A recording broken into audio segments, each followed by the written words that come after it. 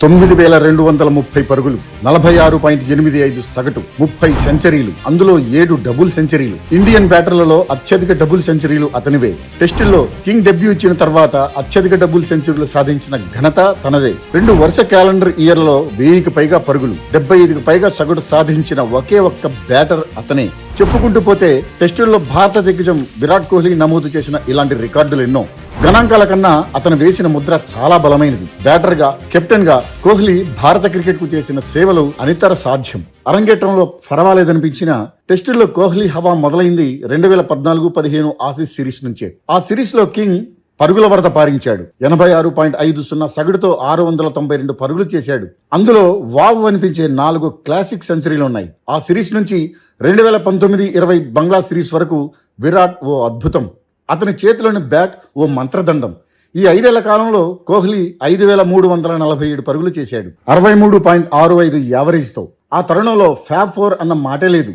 కోహ్లీ అంటే ఓ cricketing Everest. Kohli మాత్రమే ఆ తరంలో దిగ్గజం. ఈ పీరియడ్ లో కేవలం 90 ఇన్నింగ్స్లోనే 21 సెంచరీలు చేశాడు కోహ్లీ. ప్రత్యేకించి 2016 నుంచి 2018-19 సీజన్లలో ఓ 18 నెలల కాలం క్రికెట్ ప్రపంచాన్ని ఉర్రూ తొలగించాడు కింగ్. 2016 జులైలో తన తొలి డబుల్ సెంచరీని వెస్టిండీస్ పై సాధించాడు. 2017 చివరి నాటికి 33 ఇన్నింగ్స్లోనే మరో 5 డబుల్ సెంచరీలను జత చేసి క్రికెట్ ప్రపంచాన్ని నివ్వరపరిచాడు. 34 ఇన్నింగ్స్ల వ్యవధిలో డబుల్ సెంచరీల పరంగా డాన్ బ్రాడ్మన్ తర్వాతి స్థానంలో నిలిచాడు. బ్రాడ్మన్ 1930 యాషెస్ సిరీస్ తర్వాత 34 ఇన్నింగ్స్ల్లో 8 డబుల్ సెంచరీలు సాధించాడు. ఆ తర్వాత ఆ దిగ్గజానికి సమీపంగా వచ్చింది ఒక్క విరాట్ కోహ్లీ మాత్రమే. కోహ్లీ 34 ఇన్నింగ్స్ల్లో 6 డబుల్ సెంచరీలు చేశాడు. Rahul Dravid, Ricky Ponting, Michael Clarke, Kane Williamson 4 double సెంచరీలతో తర్వాతి స్థానాల్లో నిలిచారు. ఈ 5 ఏళ్ల కాలంలో కోహ్లీని మించిన మొనగాడు లేడు. అతని కన్నా ఎక్కువ పరుగులు చేసిన ఘనపాటీలు లేరు. కనీసం 250 పరుగులు చేసిన బ్యాటర్లలో